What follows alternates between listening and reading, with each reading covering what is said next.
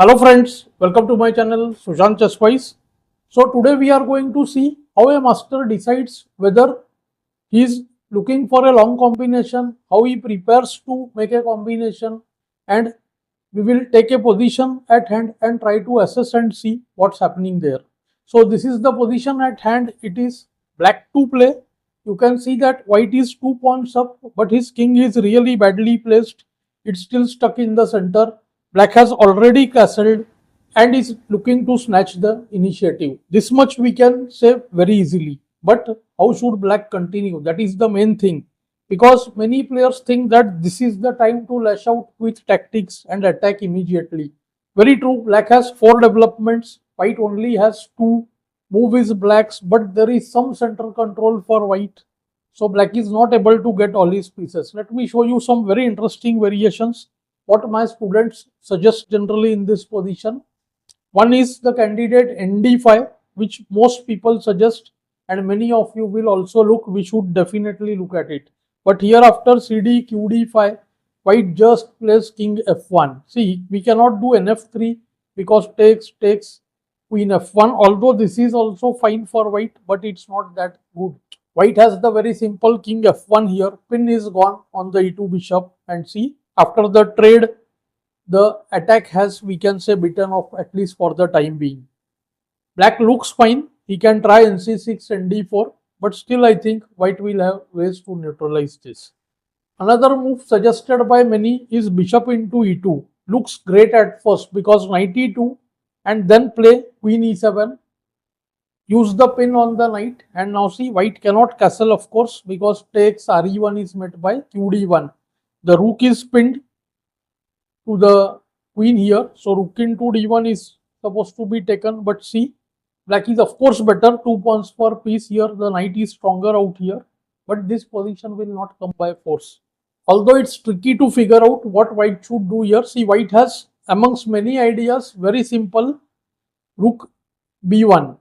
Not to attack B7 actually, but as soon as black plays B6, white goes BB4, attacks the queen. Queen has only place on E3, and now see, QD2 and finished. The pin is gone. The queens have to be traded or the queen has to be driven away. You see, queen has no good place, and this is winning for white. So black decides finally in the game. He saw that the whole concrete point is the point of this D5 pawn where his center is looking strong, and see, black's only pieces which are not playing, B8 and A8. So he goes C6, good move.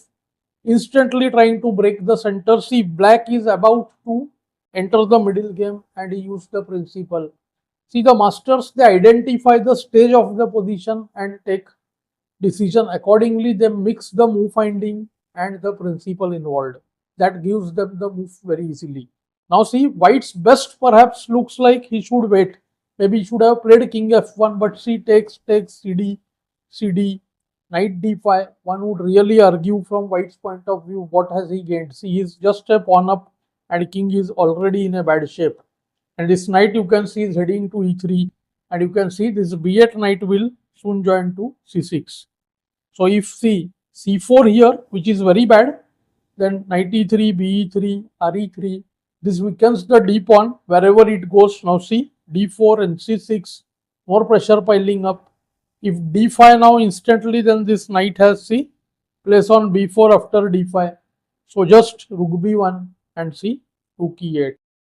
Black's attack has really emerged well. It's almost game over after D5.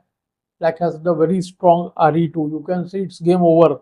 No time for queen E2, and DC wins on the spot after queen G4. The G2 point was weak, and see, several threats loom here. After rook G1 almost forced, there is queen F4 checkmate. So black is winning here.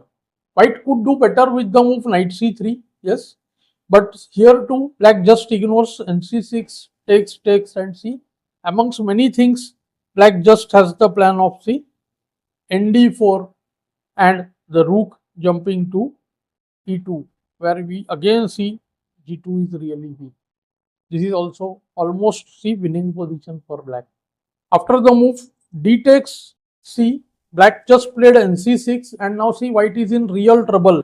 So the major threat for white is now this knight is heading to d4. So white decides to remove the pin and play king f1. And here black crashes. He almost has a combination by force. You must have noted that this g4 bishop is the real piece here. And he surrenders the rook on e2 square because the other rook can also join, and after knight e2 instant there is nd4. The white position collapses as the black player anticipated. His attacking skill has really paid off. Queen has to move now. Queen goes away. And now white is in big trouble. A forced mating attack looms. Bishop e2 check. If k e1, then just rook e8 decides the game. So he goes for king f2, which is even more dangerous. Knight g4 check. And in almost all lines, you will see mate in 6 looming up. Only safer option ke1 allows re8. Here too, it's a gone game. No forced mate, but it's lost position. King g3, there is a mate in 2. Knight f5 check, kh3, knight f2 mate. So white went with kg1, but here mate in 6 follows after knight f3 check. Do try to calculate till the end. At the last, there is a very nice touch by black. gf, queen check, kg2, queen f2, king h3, queen f3 check, king h4, and here the nice finishing touch nh6. Equally good was knight's jump to e3.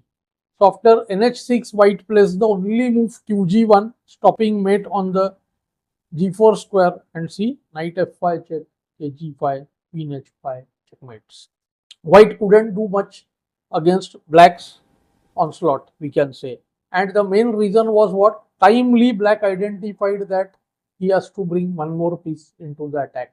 See, this is how masters think, and of course, because of their calculation skill, they are able to justify their judgment or the assessment, we can say. I hope you are liking these lessons. Definitely let me know in the comments below. Thanks for your time.